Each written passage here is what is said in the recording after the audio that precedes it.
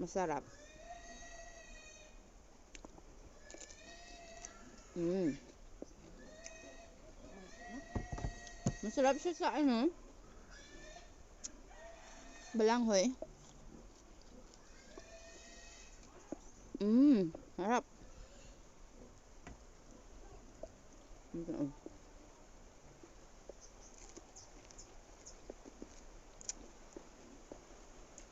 Meron din tayo ditong ano, pipino. Ang tawag dito, cucumber. Diba?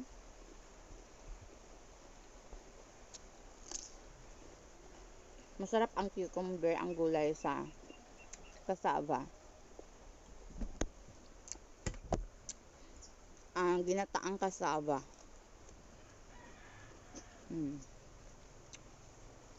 Ayan. Malapit ko na maubos.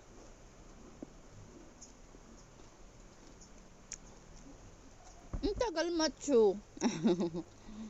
Ayan. Matagal macho yung ano eh. Yung pichay.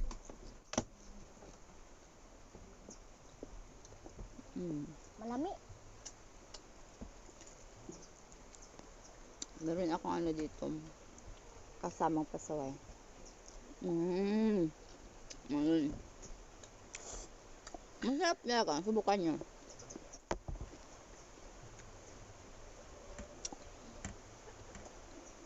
Gusto ko sa pipino, hindi mo na siya kailangan slice.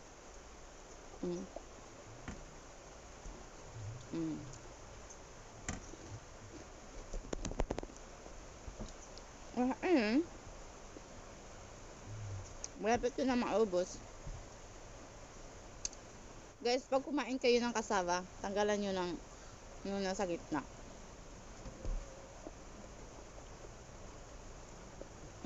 Sarap. Ayan.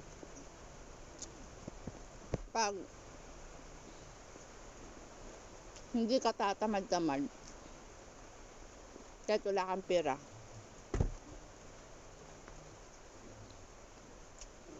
nakakakain ka. Hindi man tulad ng kinakain ng mga mayayaman na pero at least busog ka, diba? Kontento na ako sa ganito. Yes. Kahit lechon pa, kahit adobo, ano pa yung ihanda mo dyan sa mesa, gulay pa rin yung kakainin ko. Ayan.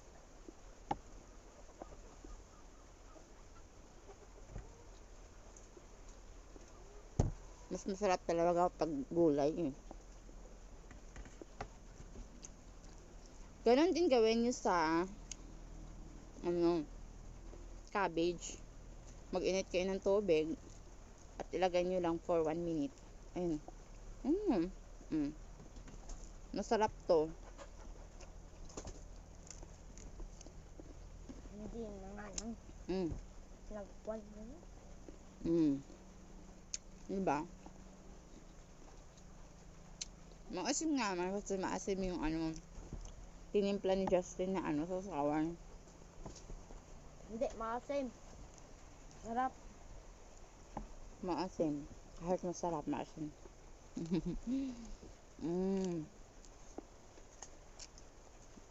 Diba?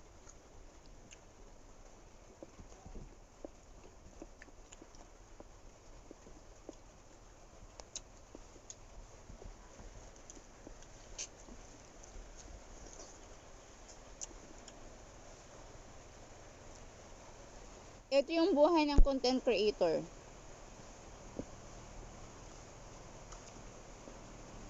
Gagawa ka ng content mo kahit kumakain, magmumukbang, titingin ka sa harap mo, kakausapin mo yung sarili mo. Ganun.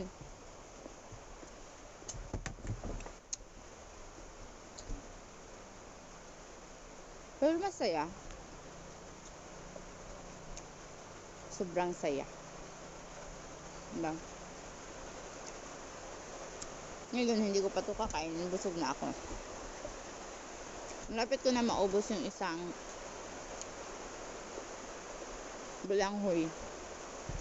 Bigyan mo ako. Mm. May isa. Meron pa dito, oh. Malaki yan. Diba? Hindi ko yan kaya Diba? mabutin. Mm. Half cook.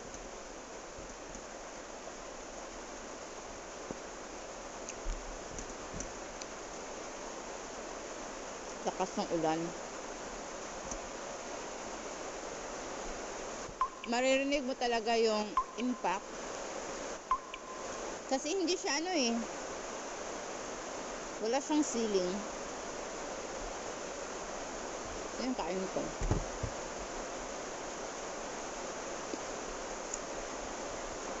Mm.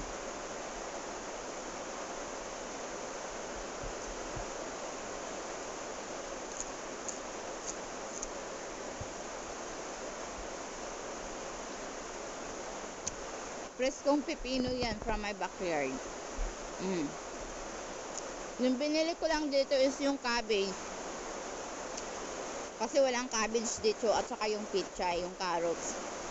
Pero yung pepino, yung kasaba, nasa backyard lang yan. Tinanim ko.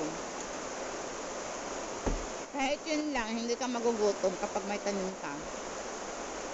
Ayun.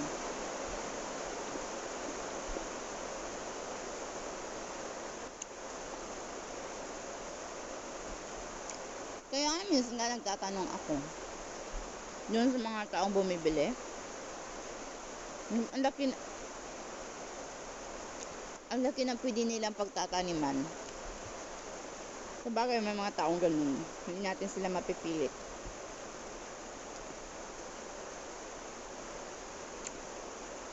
Sometimes hilig-hilig din yung pagtatanim, di ba? At tulad ng paggagawa ng content, mga taong din mahiyain, magipag-usap sa kanilang sarili. Busog na sika, guys. Ay mga idol, I hope na permanent tang okay. Stay safe. God bless and Have a good day. have a great day.